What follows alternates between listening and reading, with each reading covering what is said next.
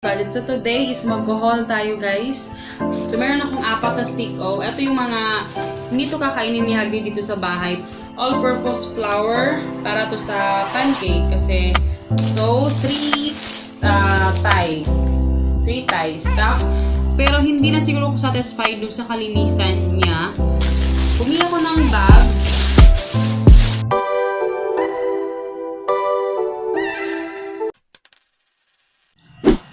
Hello guys, it's Christine. This is our family budget. So today is mag-haul tayo guys. Hindi ko na ito isinali sa vlog kasi sobrang mahaba na at medyo marami-rami talaga ito. Yun, para matapos na natin, simulan na natin ito guys. So yun, let's start! So this groceries is worth 3,000 pesos. Yun yung binudget ko sa kanya. As usual guys, sana talaga ako namimili kasi Gaisano is the best place shop. Kasi sobrang mura. So, ayan. Simulan na natin dito sa isang bag. Meron akong, ano to guys random na ito. Kung ano yung makukuha ko sa cellophane, yun yung ipapakita ko sa inyo. So, meron akong 4 na stick o. Ito yung mga, hindi to kakainin ni Hagrid dito sa bahay. Parang ano lang to, pag aalis kami, like, kung may activity sa school, kailangan ng snacks, at wala akong nagawang snacks. So, ito, mga on the go na snacks niya. So, stick O. Dom talaga to. Meron akong sisters. 4 actually itong sisters, guys. Nakuha ko tong, nalaman ko to kay mama. Ito yung hinahanap parati ng mga customers niya. Sisters, overnight dry. Pag ako kasi nagka-regla, sobrang sobrang lakas ng regla ko parati. Parati akong tatatagosan sa pag natutulog. So eto, mahaba siya, overnight dry, 340 mm. Sobrang laki nito. Pero ano lang siya, per pad, 4 lang, wala silang malaki. So bumili ako ng 4. Sobrang ko sa napkin talaga. So, 4 yung binili ko kasi sobrang magagamit ko talaga yan. So, bumili ako ng mga pambaon ni Hagrid. Creamy Delight na Pascual. Ayan, naririnig nyo ba ako kasi feeling ko malayo kayo. Tapos, meron akong, ito, buy one take one na to guys. Kasi 35 each. So, ayan, libre na yung isa. Ano to? Greek style vanilla. And ito naman, Marc Leon Frito Plus. Ngayon ko na discover yung Frito Plus pala is under sa Marc Leon. So, ayan siya.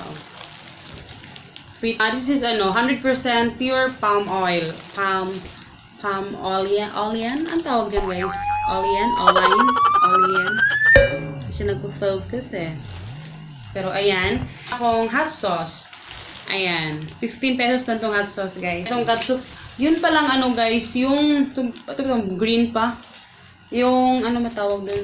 Yung original, hindi namin masyadong bet yun. Ito pala yung lasa na bili ko, yung sweet blend. Tapos, na-discover ko kanina, mas mura ito. Mayroong ganito na nasa bottle, yung mga ganito nasa bottle na ketchup. Pareho sila ng, timbang, 320 talaga. Pero nasa bottle lang siya. Tapos, ang price niya is 34. This is only 24. So, mas mura pala to pag Tsaka, ayoko nung ang disadvantage kasi nung nasa bottle. Kasi mahirap magtak-tak. Eto, lang mo siya, diba? Ipipress. Tapos, talaga makukuha mo sagad-sagad yung kanyang, yun lang. Basta feeling ko lang ang ganun. So, all-purpose flour para to sa pancake. Kasi, wala na yung, White King. Kasi, mas mura pala yung White King kaysa, Magnolia pala yung isa. So, eto, mas mura siya. This is only 90 plus 1 kilo. At saka, pala guys, actually, before talaga, yung ginagamit ko is yung kilo-kilo na flour. Kasi, yun naman talaga yung mas pinakamura, diba?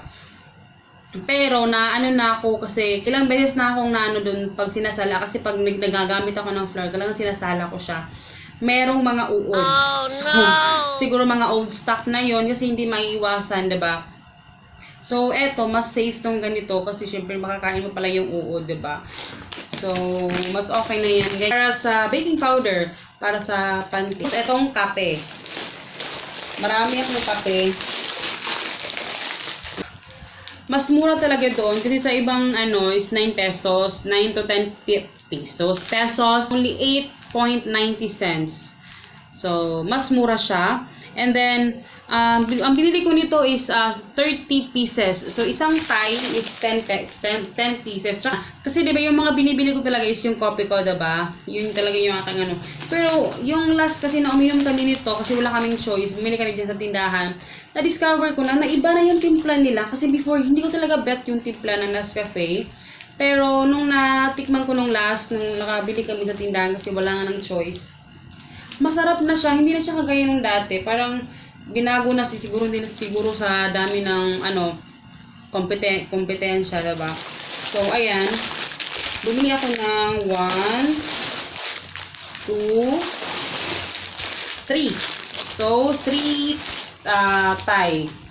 ties. Tapos so mga 60 pieces ito lahat, diba? Kasi twin pack siya. And meron akong laurel leaves. Lalapit na ako. This one naman is yung, kasi nag-ano na ako ngayon na mag-stock na ako ng mga ganito para sa hapunan or yung mga pang-mabilisan kasi mabilis na naman lutuin to. Champion na bihon, 1 kilogram. Actually, mura lang to. Ang binadget ko dito is 100. Pero nung tiningnan ko yung price is only 69 lang ata yung price nito. So, Champion. Up 10 strips. Ayan. Bumili ako ng ganito. Dato puti. Ito naman binibili ko dati. Meron akong mga ganito. Tinapon ko na kasi medyo matagal na kasi nire-refill-refillan ko lang. So, tinapon ko na yung iba kapag masyado nang matagal. So, eto naman yung fruits ko. As usual, yung parating nire-request ni Hagrid, yung grapes, 1 pesos. Actually guys, kaya bumibili ako ng fruits doon sa mall kasi isang buo talaga na hindi namin nauubos kaagad, especially kung this week busy, ganun, hindi namin nakakain siya agad. Kaya ang malaking tendency na masisira siya kasi syempre 3 lang naman kami dito sa bahay. So, ayan, kaya mas sa akin, mas gusto ko yung mga ganito na lang, yung pang 1 week lang talaga kasi every week talaga bumibili ng fruits kasi para mas yung freshness niya, ganun. Meron din akong Cello na burger bun. Of course, meron akong parati itong binibili ko lagi. Talagang kahit mahal man siya, pero matagal maubos at madaling mabusog.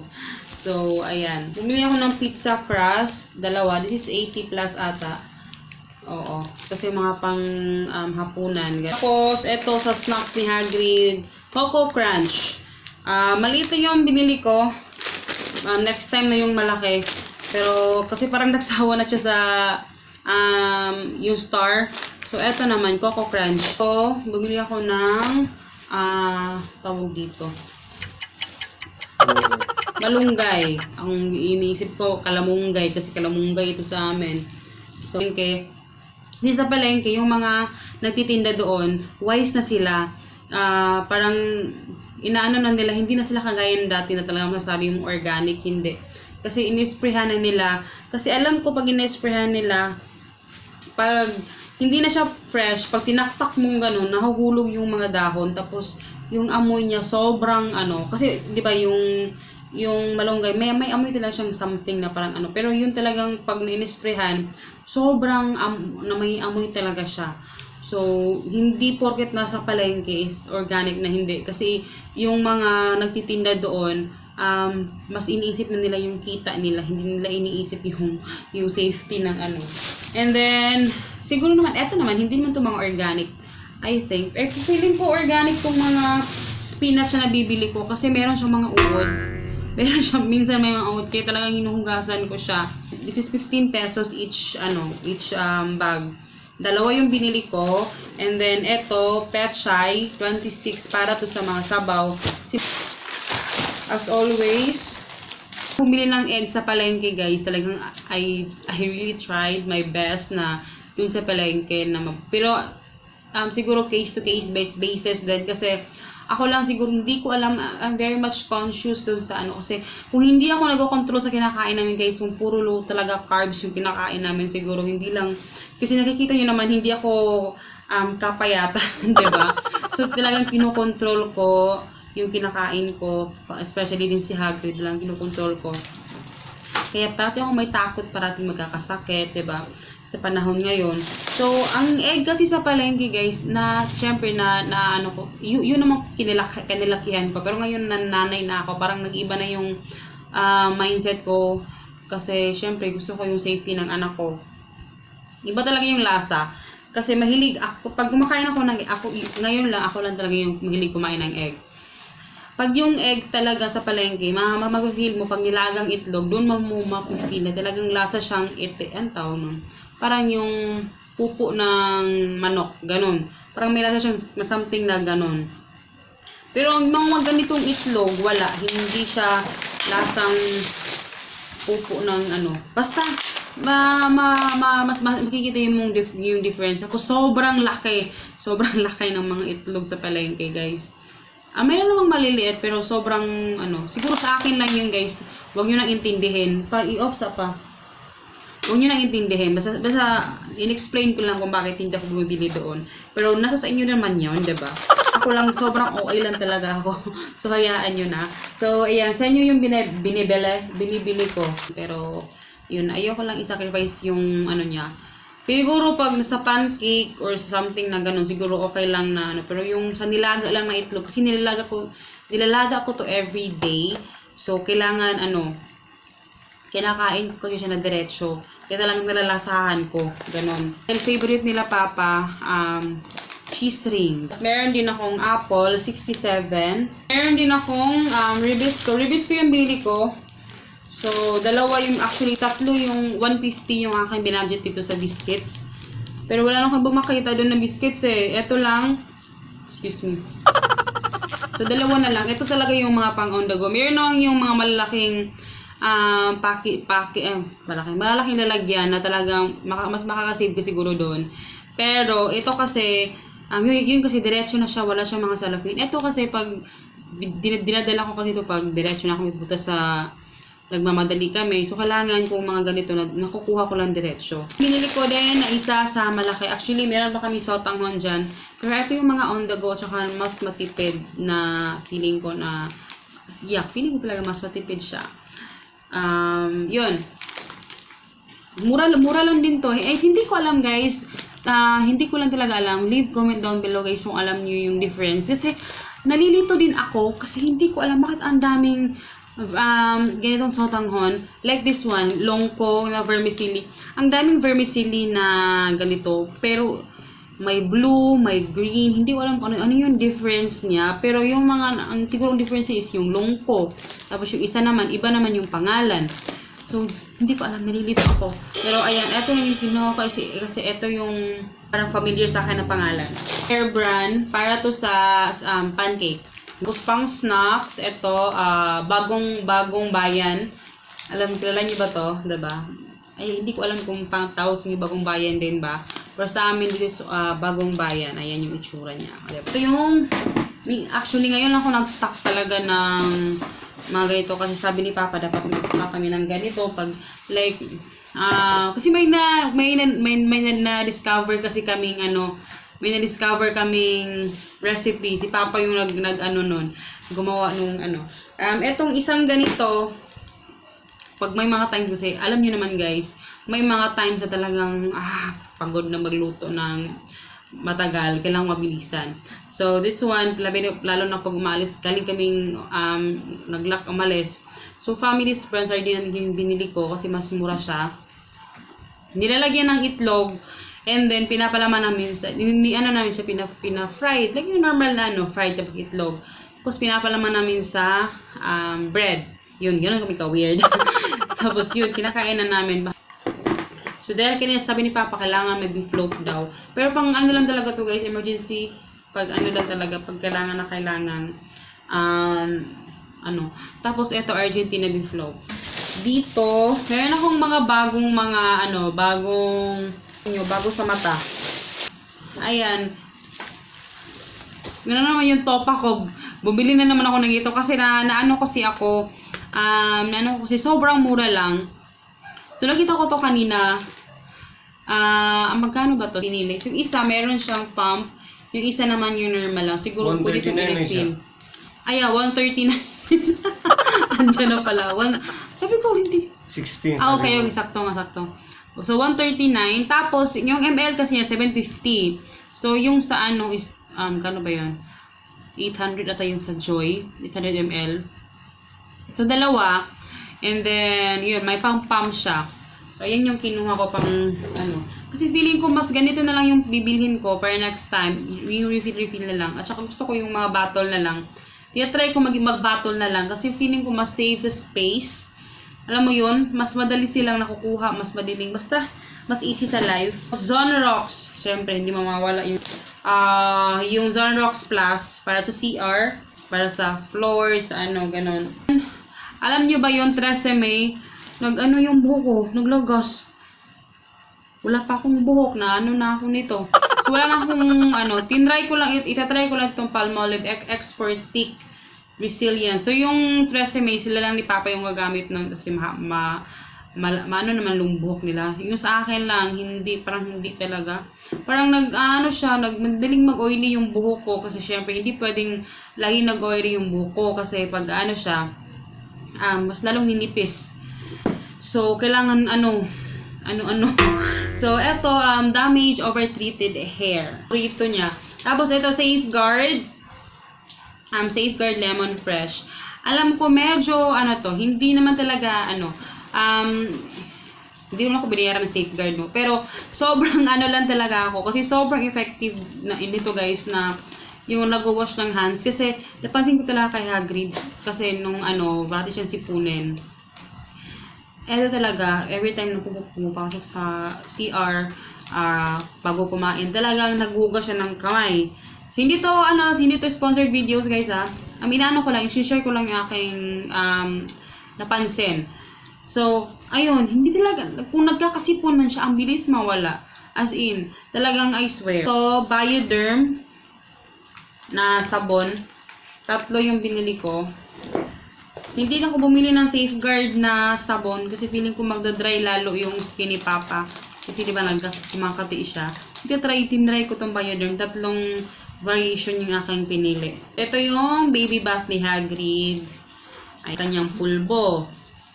Tapos, ito yung namin ginagamit. Yung Sonicare na cotton, mini cotton buds. Tapos, ito yung gusto ko, yung Albatros. Kasi yung yung, ano ba tawag? Yung isa ka brand pa. Lagutan ko yung isang brand. Masyado siyang matapang para sa akin. Para sa akin lang naman. Masyado siyang matapang. Kaya Albatros, mas... This one, Super Scent. Super Scent.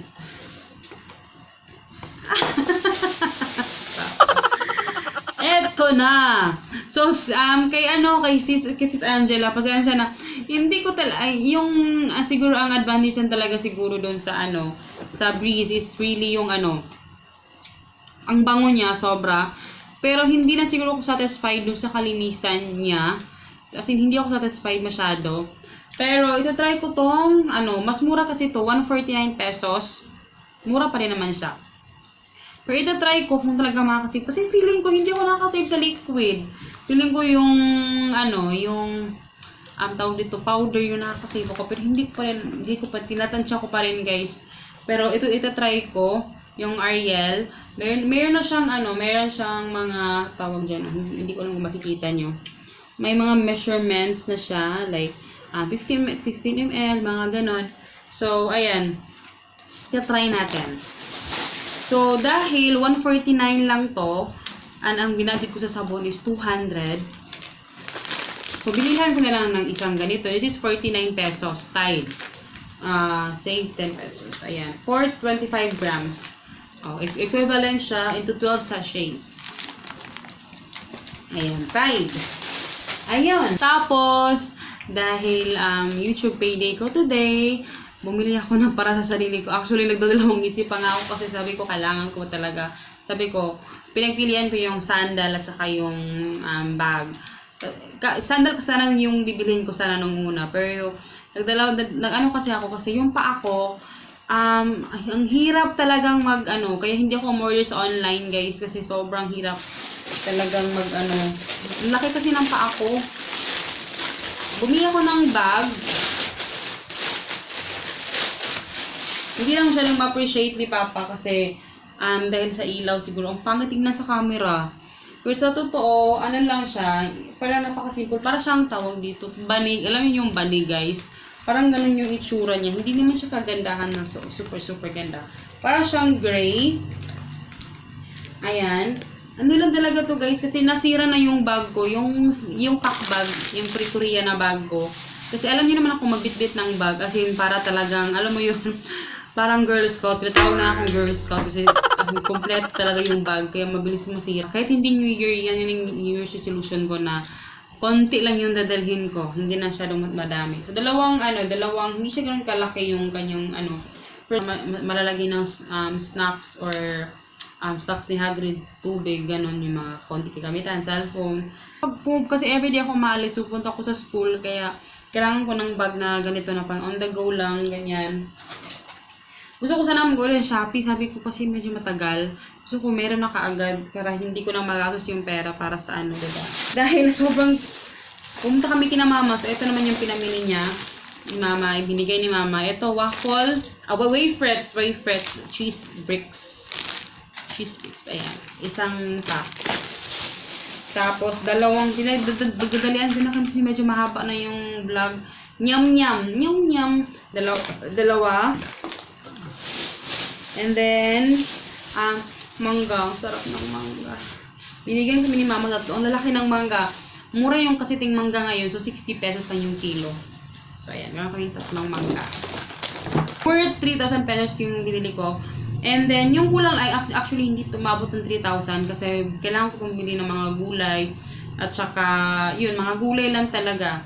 Ayan, kasi kulang pa yan. Kailangan ko bumili ng broccoli kasi marami kaming beef sa refrigerator.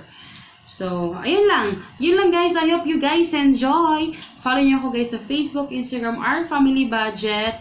And leave comment down below kung ano yung mga gusto niyo makita pa sa susunod nating mga videos. Dahil parang nauubusan na rin ako ng ideas. So, let me know kung ano yung mga gusto ninyo, okay? And please don't forget to subscribe. And see you in my next video, guys. Babush! Dili kong nabot niya.